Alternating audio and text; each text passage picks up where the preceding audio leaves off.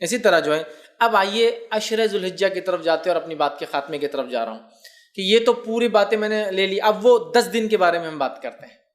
عشرہ ذوالحجہ جس کو کہتے ہیں، مطلب فرسٹ 10 days آف ذوالحجہ، حج کے مہینے کے پہلے 10 دن، ان ایام کی بڑی فضیلت ہے، یاد رکھیے۔ پہلے ذوالحجہ سے لے کر یوم النحر، مطلب 1 تاریخ سے لے کر 10، اور 10 کے دن ہم کیا مناتے ہیں؟ عید مناتے ہیں، یاد رکھیے، بقرعید جس کو کہتے ہیں عام زبان میں، ٹھیک ہے؟ تو یہ 10 دن کی فضیلت کیا ہے اس کی طرف ہم بڑھتے ہیں۔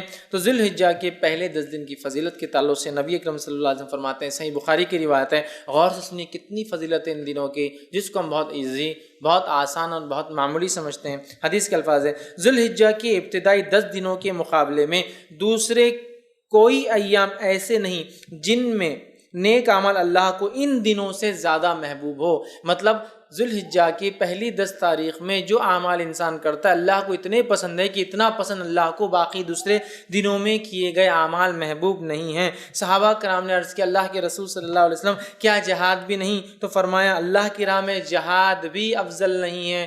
مطلب اتنا افضل ہے اس مہینے میں اعمال کرنا کہ ایک آدمی عام دنوں میں اگر جہاد بھی کرے تو ان دنوں میں کیے گئے اعمال کی برابری نہیں کر سکتا۔ تو آپ نے ہاں جہاد بھی نہیں سوائے اس مجاہد کے جو اللہ کی راہ میں نکلے، جان بھی لے جائے، مال بھی لے جائے، جان بھی چلی جائے، مال بھی چلے جائے، وہ زیادہ افضل ہے، باقی کوئی عمل افضل نہیں ہے۔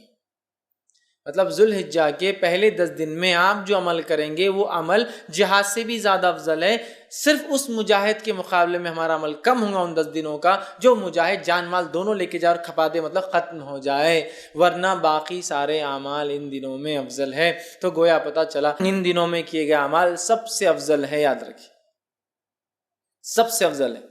تو اب جب پتہ چل گیا سب سے افضل ہے تو ہمیں خوب کوشش کرنا چاہیے۔ اور اس کے تعلق سے حافظ ابن حجر عسقلانی رحمہ اللہ لکھتے ہیں کیوں اللہ نے ان ایام کو سب سے افضل بنایا ہے، اور بڑی اچھی بات لکھتے ہیں، اور ایک حکمت، بڑی اچھی حکمت وہ لکھتے ہیں، اور وہ فرماتے اور کہتے ہیں اللہ تعالیٰ نے عشرہ ذوالحجہ، پہلے ذوالحجہ کے پہلے 10 دنوں کو اس لیے فضیلت اور شان اور شوکت بخشی ہے، اس کا سبب یہ وہ لکھتے ہیں یہ وہ دن ہیں جن میں ساری عبادتیں ایک ساتھ مل جاتی ہے۔ یہ وہ ایام ہے، یہ وہ مہینہ ہے جس میں ساری عبادتیں مل جاتی ہے۔ توحید تو ہے، ایک مسلمان چلتا ہے، نماز، روزہ، صدقہ اور حج، سب چیزیں ایک ساتھ آتی ہیں اس مہینے کے اندر۔ اس کی اسپیشلٹی ایسا ہے، اور کوئی مہینہ نہیں ہے سال کا جس میں ساری عبادتیں ایک ساتھ آئیں۔ آپ بولیں گے روزہ کہاں سے آ گیا؟ میں آگے آ رہا ہوں روزے کی طرف۔ اس دن نفل روزہ رکھ سکتے ہیں آپ ان 10 دنوں کے اندر، آگے میں رکھوں گا انشاءاللہ۔ چونکہ ساری عبادتیں وہ کہتے ہیں ایک ساتھ مل جا رہی، سب سے افضل اعمال ہے، تو ظاہر سے صدقہ بھی سب سے افضل اسی مہینے کا ہے۔ تو وہ کہتے ہیں چونکہ سارے اعمال ایک ساتھ مل جا رہے ہیں، توحید تو ہے ہی، نماز ہو جا رہی ہے، روز انسان پڑھتا ہے، روزہ بھی ان ایام کے اندر ہے، پہلے تاریخ سے لے کر 9 تاریخ تک روزہ رکھنا یہ سنت، اور اللہ کے رسول ہمیشہ رکھتے تھے ہر سال یہ روزے، فرسٹ 9 روزے ذوالحجہ کے، پہلے 9 دن کے روزے، 10ویں دن تو عید ہے، ٹھیک ہے، رکھتے تھے۔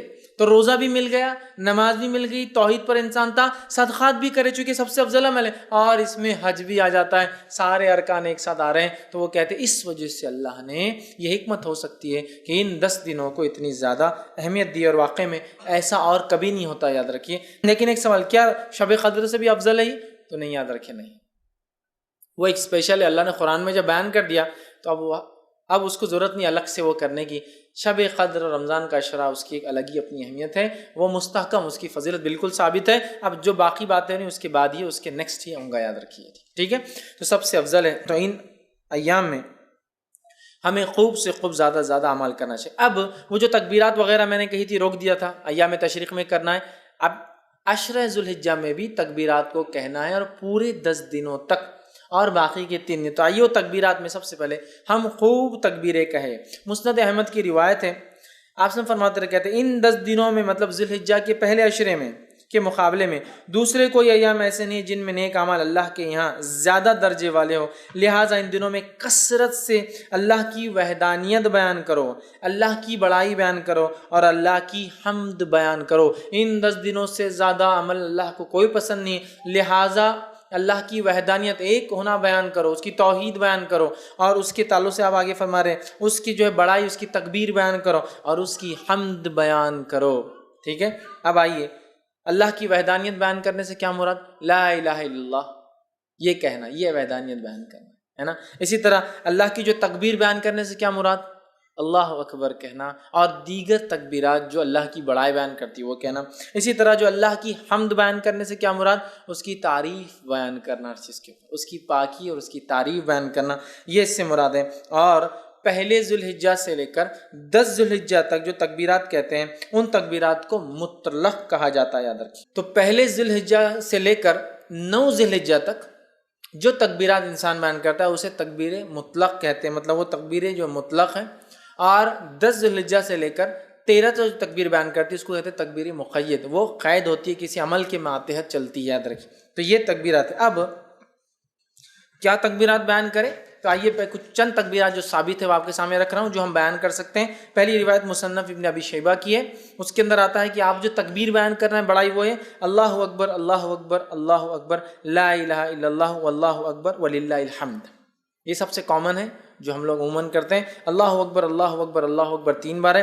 لا الہ الا اللہ، نہیں کوئی معبود سوا اللہ، اللہ بڑا ہے اللہ بڑا ہے اللہ بڑا ہے، نہیں ہے کوئی معبود سوا اللہ کے، واللہ اکبر اور اللہ بڑا ہے، وللہ الحمد اور ساری تعریف اللہ کے لیے۔ تکبیر اور اللہ کی حمد دونوں ایک ساتھ آ گئی، یہ سب سے مشہور اور معروف ہے، یہ آپ پڑھ سکتے ہیں۔ دوسرا جو پڑھ سکتے ہیں جو ثابت ہے وہ یہ ہے الفاظ اللہ اکبر کبیرہ، ٹھیک، اللہ اکبر کبیرہ والحمد للہ کثیرہ وسبحان اللہ بکرۃ واصیلہ۔ دوسرا آپ یہ کر سکتے ہیں اللہ اکبر کبیرہ والحمد للہ کثیرہ وسبحان اللہ بکرۃ واصیلہ، یہ آپ دوسرا کر سکتے ہیں۔ تیسرا آپ جو کر سکتے ہیں اللہ اکبر اللہ اکبر اللہ اکبر کبیرہ، اللہ اکبر اللہ بڑا اور اللہ سب سے بڑا ہے، یہ بھی ثابت اللہ اکبر اللہ اکبر کبیرہ، ٹھیک ہے۔ اس کے علاوہ جو ثابت ہے فتح الباری میں جو روایت آتی ہے اس میں یہ ہے اللہ اکبر اللہ اکبر کبیرہ اللہ اکبر، یہ الفاظ بھی جو ہے آپ ادا کر سکتے ہیں۔